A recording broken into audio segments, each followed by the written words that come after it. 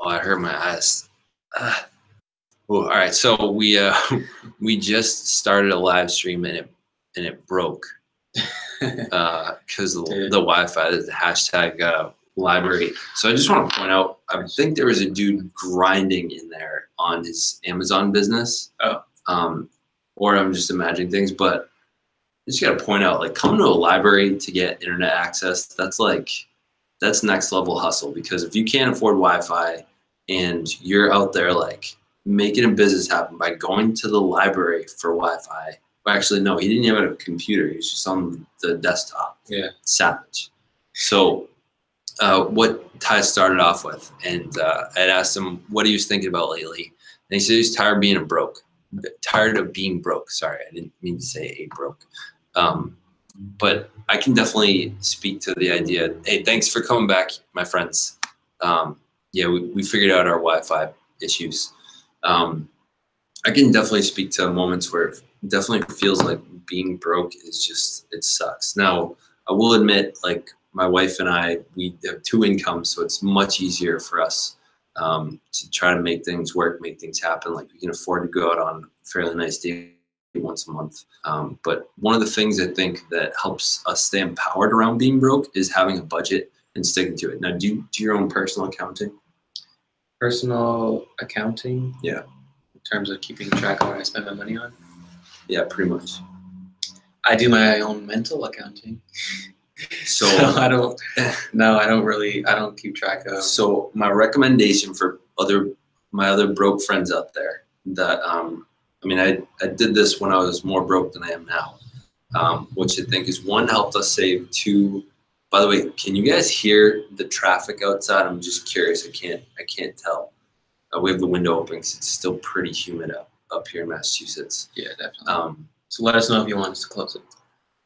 But I think one of the values of it is, 1, you start with, so the way you go about like writing a budget, start with expected income for the month. So for us, we had a couple $1,000s coming in. Next is, nope, I can't hear it. Sweet. Next thing is, what are your savings? Like, you write down, like, what are your investment accounts? So like I know you invest in crypto. So like you would write down, like, how much do I have in cryptos? Like, your investments. Now, if you have a house or something, for a house, unless it's a business, I probably wouldn't put it as an investment. I would put the income coming in from rentals once we have them coming in, and then I would put debts or liabilities as the mortgage of it. But so you start with expected income, and then you put down, I'm literally visualizing like what we write down every month. We've missed 1 monthly budget since November 2015. Missed 1. That's consistent. And I mean, that's how we were able to consistency. That's how we were able to buy our first house this year. So we have those, then we have our debts. So I have like 7 different school loans, like that's all cut up into by like semester or something. But I have like 20 plus. I mean, just my master's was like $20,000. Do you just write this stuff down? Yep, write it down every month. Part of it is so you can see a little bit of progress. Do you write down all your expenses, like groceries or? I'll get to that in a second. So what we do at the beginning of the month is we write down our expected things. So expected income, savings, debts, and then we say, like, we know phone bill is going to be this. We know Wi-Fi is going to be this. We know rent is going to be this. Our mortgage is going to be this. We know we estimate our groceries will be about 400 or something. We know gas will be about this much. We know what are the other things you pay for, like pet insurance, pet food. What are other monthly expenses? You write down all the expenses that Audible, $15. Spotify with the family is like $5.50. Like, you write down pretty much down to the pennies, and then you say what's left over. Then after you go through your month. I mean, it's easy because we pretty much use debit cards for most things. Yeah. You go into your debit card and you look to see what are all the things you actually spent on. And then it's like your financial report card, like end of the semester, end of the month, like do you have more month left at the end of the money, or do you have money left at the end of the month? And that's when you say, all right, well, we overspent here. And one of the other things we do to try to, like, so we can go out on dates and not be worried about it, is we budget money specifically for dates. So like, if we we usually plan to have one date a month, try to keep things That's super smart. pleasant. So like we say we want to ball out a little bit. We say like, it'll still be, we know we'll have a little bit extra income this month, $100 on a date. So like we can go out there and we know we have $100 to throw around. I mean, we're only doing it once a month. It's not like a weekly Friday thing. Right. So when you can anticipate ahead of time what your budget is, you can have fun within a limit. Like you can know about how much. Also, we have a guilt-free fund. So Alyssa loves her Dunkins.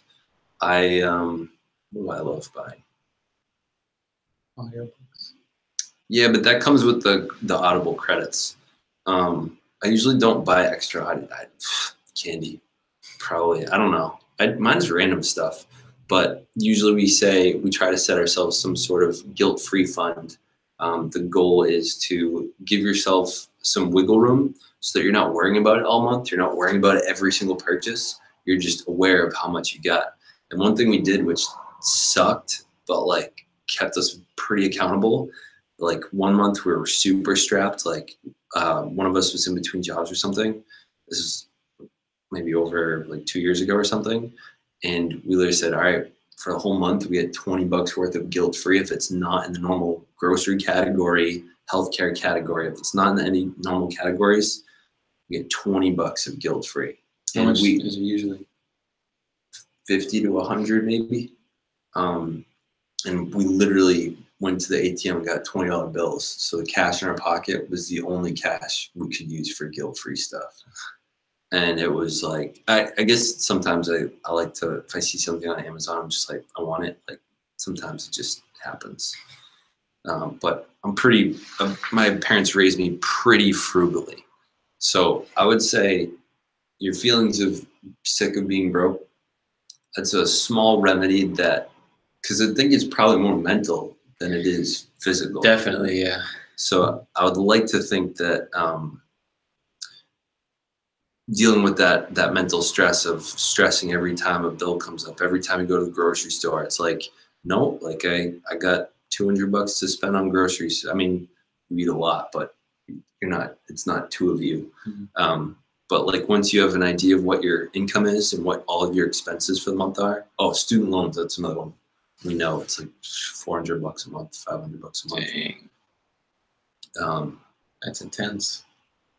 Yeah, I decided to pay off my entire car back when I was an engineer instead of like trying to pay off a ton of my student loans. My dad helped me buy it. Pretty much he fronted the cost, and then I paid him out like $1,000 a month for it for like a year or something. Back when I was getting paid like a lot as an engineer. Stay in school, kids. I was gonna say, do you want to add before we go check out the chat? Yeah, I mean, feel free to take it just in a total different direction. No, I mean, I was gonna say, like right now, I don't really have any like stable working because I'm getting a summer job, and I think I'm going to test this budgeting out with my summer job when I start and stuff. And then like during school, like in school, I have work study sometimes, but I think I'm gonna look for a job more. And I think like the budgeting you guys do is super smart. And I think once, not once, but when my certain businesses kick off, I think, and I can start taking that more full time instead of having to look for a job, because I only look for a job right now so I can build on what I want to eventually take full time. Yeah. And once I take those ambitions full time, I'm definitely going to implement the budgeting you said. I'm going to definitely implement that into my life because that's extremely smart. Yeah. Especially like it's super easy when you have low income, low expenses, because then the painful part of the whole process is at the end of the month, like looking at 50 different little things. You got to write down what every category is. And I would recommend for people that are like having problems with their budget, you got to handwrite it because it's painful to do, but it makes you painfully aware of where you're overspending. It is so painful writing down $7.48 for McDonald's. Like, you just feel so guilty, and it makes you not want to do it that much more next time you're presented the opportunity. Like, I know Alyssa feels so, like, when she goes over like a month where it's like 30 or 40 bucks and she like gets to like $41.30 on Dunkin' Donuts. She's like, no, it's so painful. But like, I mean, there's things like the Mint app out there. Like, yeah, I heard about that. Now, the danger in that is it's still automated and you just don't feel the pain of it. Similar to like when we went to the ATM and got a $20 bill, like when you know that $20 bill is literally your only guilt-free, you're just a little bit more thoughtful about, do I really want this candy bar? Do I really want to buy this like t-shirt? Like, the $20 has so much more value when it's in paper in your hand versus on a card. And same thing with writing down the budget versus having it show up automated in your app. Right. By the way, for those that are new to the channel or that haven't been following closely, this is Ty Speaks. In the description, it says get at this dude. He has a YouTube channel of his own as well. But we've been friends for about the past year. I have a talent with eyebrows. You're a freak. But we both live in Massachusetts. Found each other through his brother, and I found his brother through a network marketing company a couple of years ago. So I've been glad to work with him. And I was in the area, and I called him up and said, "Hey, what are you doing?" He said, "I'm going to the library to do some work." So we're here at the library, chilling. Yeah. But got some streams in. And yeah, one of the things nice combos. Yeah, and he streamed for like what, an hour and a half earlier. Yeah, hour 20. Yeah, he talks about he receives letters from his. Have your attention, please. The library will be closing in 10 minutes. If you have anything to check out, please bring it to the main circulation desk at this time. Kicking us out, giving us the the laptop boot. students, please save your work and bring it down now. Thank you. Have a good evening. Thank you. We got 10 minutes. He got shushed earlier by letter. Yeah, if you guys want to see that, click to the end of my last live stream that I just had, and you'll see the librarian came over and called me out for being too loud in the library. I couldn't even hear him. It was such crap. Yeah, let's go into the chat here because I don't want to leave you guys hanging. Oh my God, there's a part 2. I'm just gonna say it out loud and then we're gonna answer the questions. You're back. Welcome back. Get my tweet? No, I did not get the tweet. I think you're talking to me. Oh, okay. Get my tweet tie? I'll check it out right now. Please tell me this one won't cut out. Alabama guy, I sure hope it hasn't. I don't think it has. Welcome back, everyone. Oh, that's you. Hurry, the party started. Yeah, I won't cut out this time. The promise of the master. Nope, I can't hear you. Sweet. Oh, yeah. Could y'all provide some background? I understand the teaching moment, but I'd like to know the motivation. And no, can't hear it. The background, I understand the teaching moment. So Alabama guy, the background of this was I was just asking, what have you been thinking about lately? It's one of my favorite questions to ask someone that I have a reasonably screenshot it. Wait, show it to them. That's hilarious. That's the librarian calling him out. I think she was the one just over the loudspeaker. I'm saving that photo. That's so awesome. He tweeted what? That's sweet. Skylar and friends, thanks. That's hilarious. But yeah, the background is that I just like asking people what they've been thinking about recently, and he was saying, "I'm sick of being broke." Yep, we know. Sorry, got busted again. Can you drive? Nope. Oh my God, no crypto. Hey everyone, what's up? Crypto is garbage. Watch letters for our prison today.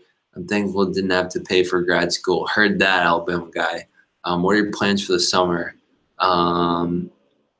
Make music videos, dance in public, make videos with Ty, network, build a channel, and just keep building my career. Absolutely. Same here for him. Keep working out, keep building the foundation for the future. Absolutely. What type of jobs are you looking for? Oh, that's Sleep Master. Agree with saying so knowledge power. Healthcare job, my goal is dream. Healthcare job, that's my goal and dream. Interesting. Healthcare. Great talk, guys. Thank you. Healthcare groups, good luck with that. Wow, your channel grows so fast. Thank you, 5 Elements. Yeah, I edited a couple of viral videos of looked at network marketing scams. In my opinion, I feel you on that one, Paul. I won't disagree. I think what makes network marketing a scam versus not is when there's actual customers. If it's just all a bunch of like marketers trying to sign up other marketers, I agree it is a pyramid scheme. When there's a product that there's actually just regular customers not peddling it out, not trying to make money, that's when it's an actual business and it's not a scam. Right. And there's a lot of people that don't treat it that way. Go ahead. Network marketing is the business of the future. Believe it or not. We're already kind of doing it. Sales, online marketing, online selling, that's the business of the future. If you don't see that in your life right now, then you're kind of blinded. I mean, obviously there are network marketing companies out there that are total scams and they're just going to rob you. But network marketing is a business of the future. Online marketing, online sales. And I would even say, if you think about it, like I've networked with him. We together have networked with, a couple of people that were on here earlier. So like the 5 Elements, we've networked with her. She's been a part of one of my collaborations. Who else has been a part of some of the collabs? Skylar and Friends, like who's the other part? Kathy was on earlier. Like all of us have been networking with each other, and I've actually sold a bunch of books because of network marketing. So as much as I know network marketing definitely has a bad name, I think there are a lot of scams out there. The idea of network marketing is actually legitimate. Just people really abuse it and take advantage of it. We're getting kicked out, so I think we're gonna have to sign off. Thank you for the comments. We're gonna have to cut tonight's short. May or may not jump on later because I'm sure I'll have some more thoughts on this one. Maybe I'll just talk about network marketing. We talked about that part 3. I might Google Hangout you later. Yeah, definitely. So thank you for watching and stay weird.